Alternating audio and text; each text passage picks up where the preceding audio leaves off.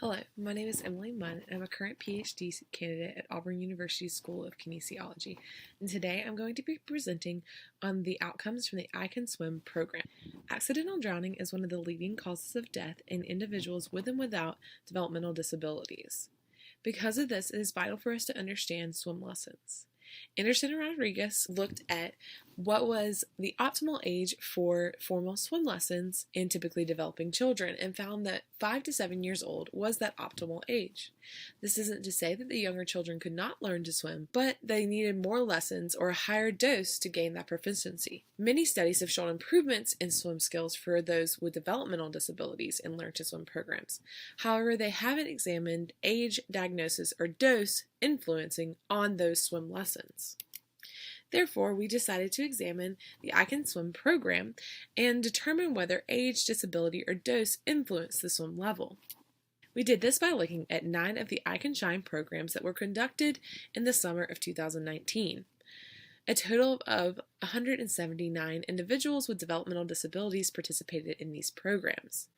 The programs were 5 days, Monday through Friday, for 1 hour each day, and included a group game and warm-up to start where each individual got to introduce themselves in their own way, and then a skill practice where they worked on floating skills, breathing skills, and propulsion skills in the water, and then they would finish with a group game and a cheer. There were 6 swimmers per instructor. However, each of those swimmers also had a buddy to help them with safety. They also were provided behavior supports as needed, including token systems, visual supports, and visual schedules. Each of the swimmers was categorized into 4 categories. Non-swimmers were uncomfortable in the water and had 0 independent skills. Beginner swimmers could enter and exit the water safely, could use a noodle to float on their stomach or back, and had some self-propulsion using the noodle for support. Intermediate swimmers could float independently and could swim about 6 feet on their own. Advanced swimmers could independently breathe and were learning additional strokes such as butterfly and backstroke. So looking at our demographics, we had individuals with autism, cerebral palsy, Down syndrome, learning disabilities including ADHD, and others including intellectual disabilities or specific intellectual disabilities such as Williams syndrome. Our age range was 3 to 27 with an average of 9. We had more males than females because of our autism category. And then our next column here that you're looking at is our star category, and this is the level they started at, and then our N category is right next to it. And so what we saw is about a half-point improvement across the board, which was really exciting because no matter what disability they had, we saw great improvements. Our final column is the timeout. As you can see, only our individuals with autism and Down syndrome had this time out of the water that was going on, and we'll look at a little bit more detail in that in just a minute. So we ran a repeated measure ANOVA to look at across the intervention, age, disability, and time out of water impacted the overall learning. We did another measure looking at time out of water and age as a factor. So for this column, what we're looking at is our non-swimmers and where they ended up. So of our 98 non-swimmers, 40 stayed in that category.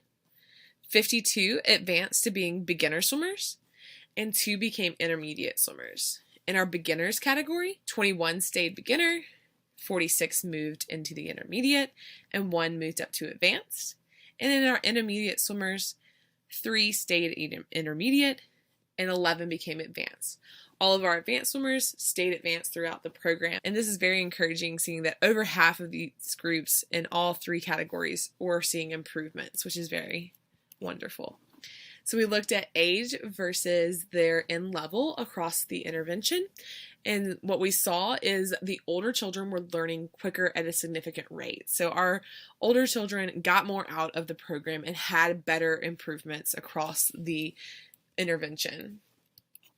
We then looked at disability and N level, and we saw that there was no difference between each category of disability and how they improved. This was really encouraging because it meant the program works for all disabilities at the same rate, and there wasn't a need to separate them out, that they could all learn together, and that was wonderful to see. We then looked at dose versus N level, and we saw that the more time was spent out of the water, the less improvements we see in swim skills. we wanted to dive into this a little bit further, and what we found was that age actually was influencing this. So our younger kids were the ones spending more time out of the water and therefore improving less. So when we look at this as a whole, our older children had greater increases in swim skills across the intervention, and regardless of disability type, all of our participants were learning at a similar rate across the 5 days, which is awesome. The effect of the time out of water could be due to those younger children that are not developing mentally ready for this program, which opens the door to understanding, should we have a different program for our younger children? And then we need to look further into whether we need longer duration programs and what that would look like as far as really gaining that swim skill, that third level of swim proficiency. Thank you so much.